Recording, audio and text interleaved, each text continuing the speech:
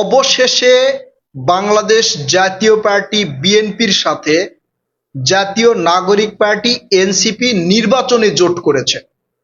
BNP এনসিপিকে কতটা আসন দিয়েছে, কার কারণে বা কাদের কথা শুনে বিএনপি এই এনসিপির সাথে নির্বাচনে জোট করলো সেটা আপনাদেরকে বিস্তারিত বলছি। তার আগে বলি, আপনাদের কাছে একটা প্রশ্ন, বিএনপির কি উচিত এনসিপির সাথে নির্বাচনে জোট করা, বা এই জোটে কার লাভ হবে, বিএনপির নাকি এনসিপির? প্রশ্ন আপনাদের কাছে, কমেন্ট করে অবশ্যই উত্তরটা জানাবেন। এনসিপি যে বিএনপির সাথে নির্বাচনে জোট করবে এটা আমরা অনেক আগে থেকেই ধারণা করেছিলাম। অনেকেই বলছিলেন, রাজনৈতিক বিশ্লেষক যারা আছে তারা টক শোতে বা বিভিন্ন জায়গায় বলছিলেন এনসিপি যদি এককভাবে নির্বাচন করে তাহলে তাদের জামানত বাজেয়াপ্ত হওয়ার সম্ভাবনা রয়েছে। অর্থাৎ নির্বাচন করতে যে জামানত জমা দিতে হয় সেই জামানতও তারা ফেরত পাবে না। মানে জামানত ফেরত পেতে যে পরিমাণ ভোট পাওয়ার দরকার সেই ভোট কিন্তু তারা পাবে না বলে অনেকেই ব্যাখ্যা করেছেন, এবং সাংবাদিক মাসুদ কামাল এটা স্পষ্টভাবে টকশোতে বলেছেন। আমরা কিভাবে জানতে পারলাম যে এনসিপি বিএনপির সাথে যোগ দিবে? অনেক আগেই আপনারা জেনেছেন যে এনসিপি বিএনপির বিরুদ্ধে নানা ধরনের কথা কিন্তু বলতে শুরু করেছিল। এনসিপির নেতা হাসনাত আবদুল্লাহ, সার্জিস আলম, নাহিদ ইসলাম থেকে শুরু করে অনেক নেতা, নাসিরউদ্দিন পাটোয়ারি, এরা বলেছিল বিএনপি একটা চাঁদাবাজ দল। বিএনপি যে পরিমাণ চাঁদাবাজি সারা বাংলাদেশে করছে, টেম্পু stand, bus stand, rail stand, launch ঘাট, সব জায়গা থেকে বিএনপি চাঁদাবাজি করছে, অর্থাৎ চাঁদাবাজ দলের সাথে এনসিপি যুক্ত হবে না। এত কিছু বলার পরেও বিএনপির স্থায়ী কমিটির সদস্য সালাউদ্দিন তিনি বলেছেন যে এনসিপির জন্য আমাদের দরজা সবসময় খোলা আছে।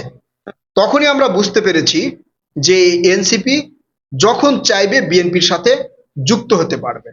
তারপরে আমরা পত্রপত্রিকা এবং সোশ্যাল মিডিয়ায় দেখলাম, সেখানে বলা হলো এনসিপি জামাত এবং বিএনপির বাহিরে এসে নতুন একটি নির্বাচনী জোট করতেছে অন্যান্য রাজনৈতিক দলদেরকে নিয়ে।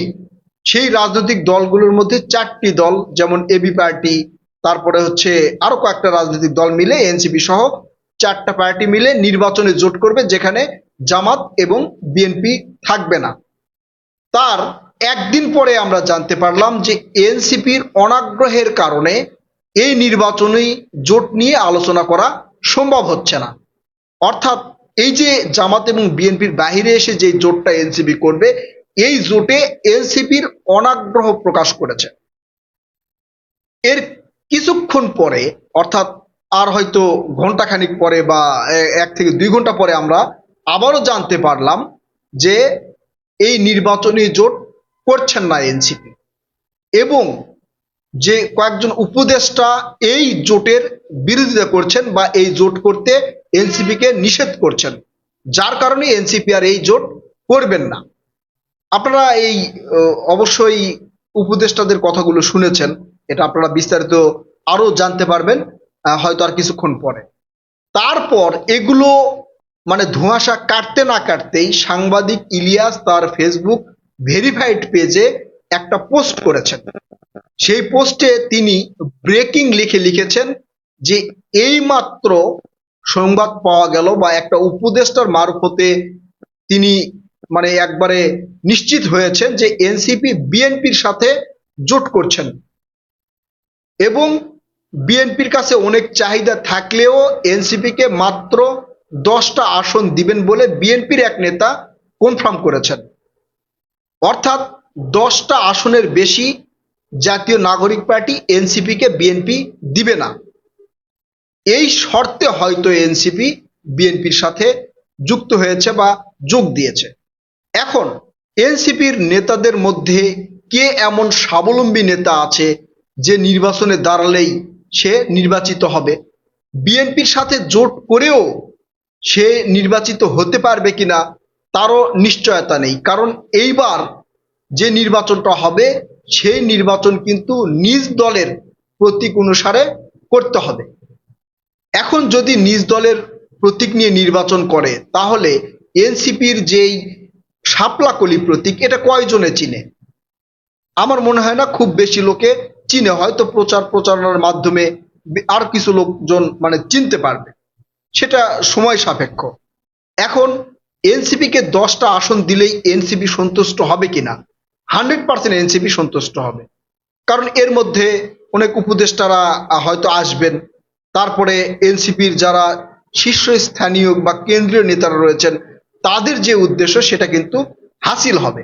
পরবর্তীতে হয়তো তারা সমর্থ বাড়িয়ে আরো নেতাকর্মী বাড়াবে, সেটা পরের ব্যাপার। আপনারা এর মধ্যে আরেকটা নিউজ জানতে পেরেছেন, উপদেষ্টা আসিফ মাহমুদ সজীব ভুঁইয়া তিনি বলেছেন সরকারের সাথে সংযুক্ত বা সংশ্লিষ্ট অনেকেই নির্বাচন করবেন। এখন প্রশ্ন হচ্ছে, তারা কি সরকারের সাথে সংযুক্ত বা সংশ্লিষ্ট থেকেই নির্বাচন করবে?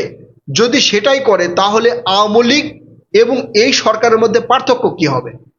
আওয়ামী লীগ নিজে ক্ষমতায় থেকে নির্বাচন করেছে এবং যে নির্বাচনে যে প্রভাব খাটানোর দরকার সেটা কিন্তু আওয়ামী লীগ খাটিয়েছে। এখন কোনো উপদেষ্টা বা সরকারের সাথে সংযুক্ত কোনো ব্যক্তি যদি নির্বাচন করে তাহলে তিনি কি প্রভাব খাটাবেন না নির্বাচনে? 100% প্রভাব খাটাবে। তার মানে যদি সরকারের সাথে যুক্ত থেকেই নির্বাচনে অংশগ্রহণ করেন তাহলে এই নির্বাচনটা আবারও সেই প্রশ্নবিদ্ধ হবে। শেখ হাসিনা যেভাবে করেছিল ঠিক সেভাবেই হবে। এখন সেখান থেকে পদত্যাগ করে কোনো রাজনৈতিক দলের সাথে যুক্ত হয়ে যদি তারা নির্বাচন করে তাহলে হয়তোবা সেই পরিমাণ প্রশ্নবিদ্ধ হবে না। এদিকে ইলিয়াস এবং পিনাকি ভট্টাচার্য তাদের মাথায় কিন্তু এক প্রকার বাজ পড়ার মতো মানে ঘটনা ঘটেছে।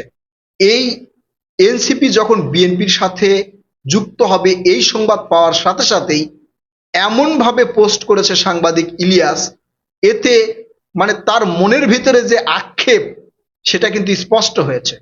তিনি বলেছেন উপদেষ্টার কাছে তিনি শিওর হয়েছেন, আবার বিএনপি নেতার কাছে শিওর হয়েছেন যে এনসিপি কে 10টার বেশি আসন দেওয়া যাবে না। এখন 10টার বেশি আসন যদি এনসিপি কে না দেওয়া হয়, এনসিপির এই কেন্দ্রীয় নেতা ছাড়া অন্যান্য যে সকল নেতারা রয়েছে তারা কি মানবে? এটা নিয়ে কিন্তু তোলপাড় সৃষ্টি হয়ে যাবে। আর এই তোলপাড় সৃষ্টি করার কারণেই আমার মনে হয় সাংবাদিক ইলিয়াস ভাই এই পোস্টটা করেছেন, যাতে এনসিপির অন্যান্য নেতাকর্মীরা রাগান্বিত হয়। আপনারা জানেন ইতিমধ্যেই এনসিপি থেকে অনেকেই কিন্তু পদত্যাগ করেছেন। ওই যে ফায়াজ ইফতি নাকি একজন, আরেকজন হচ্ছে যে একজনের হাত নেয় আতিক, তারা কিন্তু এনসিপি থেকে মানে পদত্যাগ করেছেন, এনসিপির সকল কর্মকাণ্ড কিন্তু পদত্যাগ করেছেন। অপরদিকে আমাদের পিনাকি ভট্টাচার্য এটা নিয়ে কিন্তু মোটামুটি একটা এদিক সেদিক করা শুরু করেছে, আপনারা তাদের ফেসবুক পোস্ট দেখবেন। প্রিয় দর্শক, আপনারা কি মনে করছেন আসলে এনসিপির এই যে নির্বাচনী জোট বিএনপির সাথে করা, এটা বিএনপির কি উচিত হয়েছে এনসিপির সাথে জোট করার বা উচিত হবে কিনা? যেহেতু এখন পর্যন্ত কনফার্ম না যে জোট করেছে, এখানে সাংবাদিক ইলিয়াস বলেছে, আসলে তিনি অনেক তথ্য প্রমাণ দিয়ে কথা বলেন, এই জন্য কিছুটা বিশ্বাস আমার হয়েছে। আপনারা কি মনে করেন বিএনপির কি আসলে উচিত হবে এনসিপির সাথে জোট করা? আপনারা আপনাদের মূল্যবান মতামত কমেন্ট করে জানাবেন। কথা হবে নতুন কোনো ভিডিওতে। আল্লাহ হাফেজ।